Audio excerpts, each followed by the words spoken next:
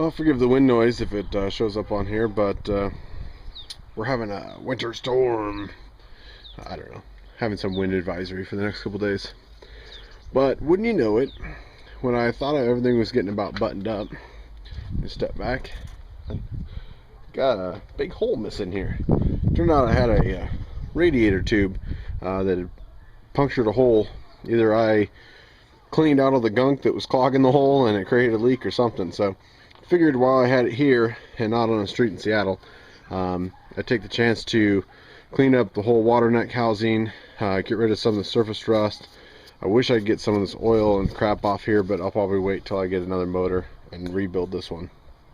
But it gives me a chance to make sure all the surface are all tight, change out the thermostat while I'm in here, and just basically got my, I'll show the radiator in a second here.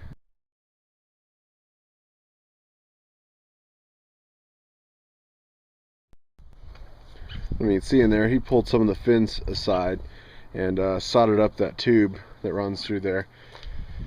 But it was just a quick patch job. It wasn't a permanent fix or anything.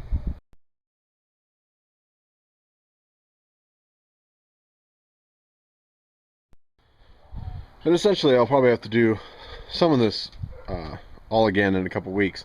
I've gone ahead and ordered an aluminum radiator, but it's a custom thing for the Scouts, of course, and nobody has anything in stock, so it'll be about 3 weeks out. So I had the radiator guy, nice fella in town here, he patched up my tube and pressure checked it, and everything seems fine, but if I've got rotting tubes in there, there's no telling if another one's going to go. So probably won't be taking any big trips until I know that gets done, and you know, I'm not going to throw a bunch of leak fix crap in there, but not after I've got everything all flushed out. And I know my motor isn't that pretty, but she sure runs great. So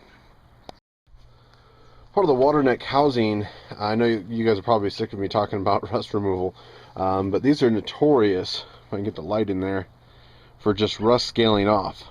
And that's where a lot of your water pump and radiator damage comes from, is those big chunks of rust getting in and clogging and doing a bunch of damage.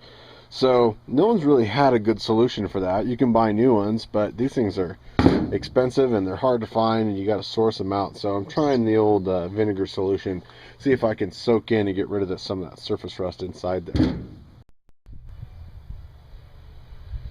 There you go. Using white distilled vinegar instead of apple cider on previous tests. Also says on here it's 5% acidity.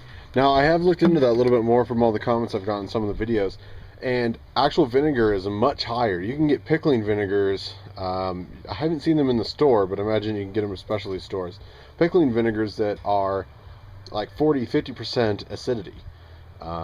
They are diluted with water to get to a 5%. So that gives you a little bit of something. If you need something a little more stronger, then go for it. But also, if you guys are asking about the paint, I haven't noticed it eating the paint or if it removes paint, but this paint isn't very good anyway on some of these projects I'm using anyway. So I mean, it comes off with a brush, and it probably would have come off with a brush without being soaked, but we're going to do this again for 24 hours. Alright, pull this one out here. Do it with one hand. Let me get this one cleaned up.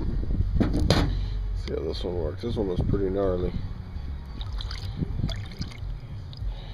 Well, let me get it cleaned up, and I'll take some still photos. It shows up a little better.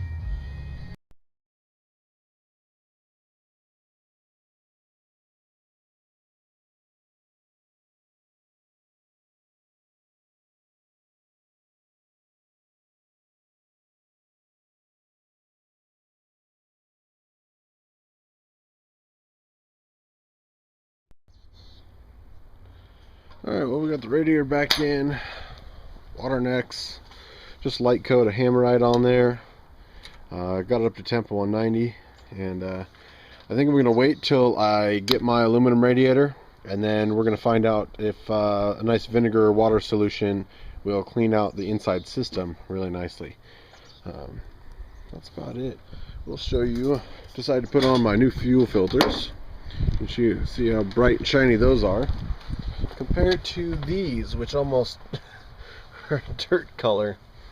Part of the reason was I also ran old gas that I had out of that Fiat project through the truck, so I wanted to change those out.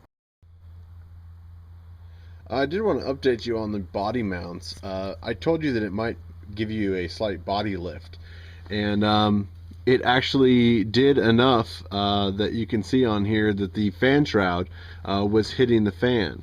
And so what I had to do is I just had these brackets. These were actually for a roof rack or something, and it's about a good inch from this bolt to the new bolt down here. You can see where they used to bolt up here on this part of the radiator housing, but yeah, it's a good inch or so that I moved the shroud down as the body came up. The shroud had to go down to match the motor mount, and yeah, you get a slight lift after that.